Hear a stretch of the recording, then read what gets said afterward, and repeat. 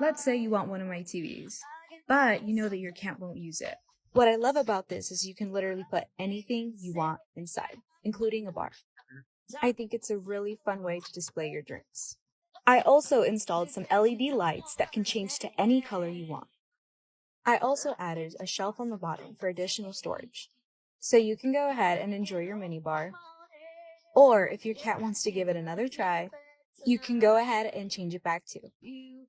Hi, my name is Adriana. I am the face of That's So Vintage, and I want to share my furniture flipping journey with you. When I first moved to college, my parents surprised me with my very first car. Little did they know that it would cause me so much trouble and break down constantly. I was attending college full-time, and I would try to make ends meet by selling whatever I could, including my shoes and clothes. I really wanted to decorate my apartment and make it my own, so I fell in love with thrifting and finding stuff on Facebook Marketplace. I was constantly switching out my furniture, so I decided to sell my pieces back on Facebook Marketplace. I discovered mid-century furniture and fell in love with its timeless style. But the money that I was making on the side was not enough to cover the bills, so I got a job as a cashier at Lowe's. I became very familiar with their products and started stocking up for my side hustle. By then, we had saved enough money to sell my old car and to buy a new one. But it literally lasted a month because it kept breaking down on me. That's when my mom let me borrow her car until I could afford to buy a new one. I ended up quitting my job at Lowe's and started working at an elementary school to pursue my career in teaching. I had limited space in my small apartment, so I found a house for rent with a backyard so I could finally work on so much more projects. I bought my first sander, and that's when I was really able to start restoring mid-century pieces and bringing them back to life. I continued refurbishing and fixing up my house, slowly turning my passion into a small business. I've decided to dedicate my whole summer to flipping furniture so I could finally buy a reliable car. I have a goal and I'm not giving up on it. So stick around as I sand, scrape, and paint and transform some beautiful pieces.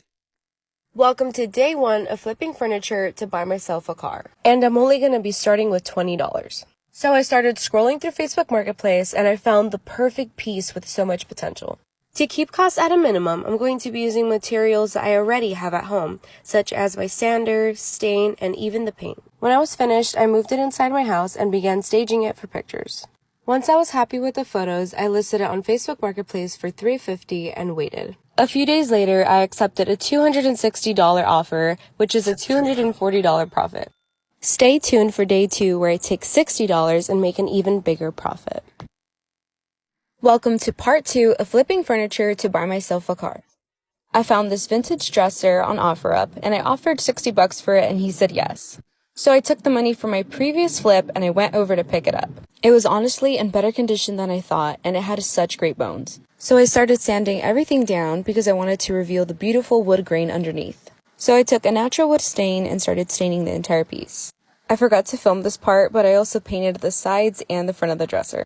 I did have to spend some money on some handles because I didn't have the ones that quite fit this piece. And lastly, I added this cute wallpaper just for fun. And after all that work, this is how it finally turned out. I listed it on Facebook Marketplace for $450 and that's exactly what it ended up selling for, which is a $372 profit.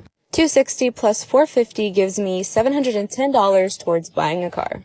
Make sure to follow along for part 3 to see what I do with this $30 dresser. Have you ever looked through someone else's trash? Well, in this video, that's exactly what I'm doing. Hi, my name's Adriana, and I'm flipping furniture to buy myself a car.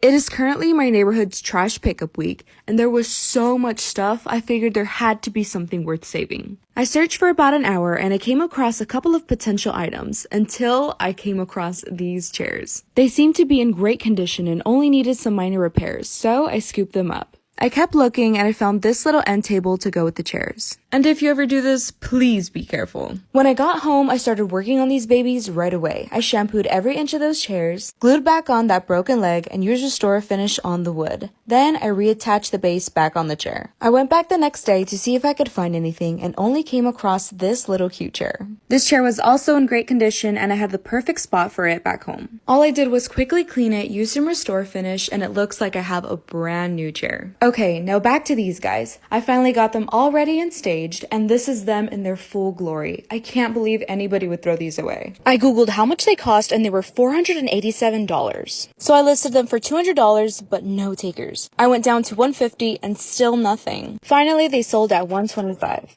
Even though it's not big as a profit as I'm used to, it is still one step closer to getting my car. Follow along for part 6 as we go thrifting and I make over this $35 dresser.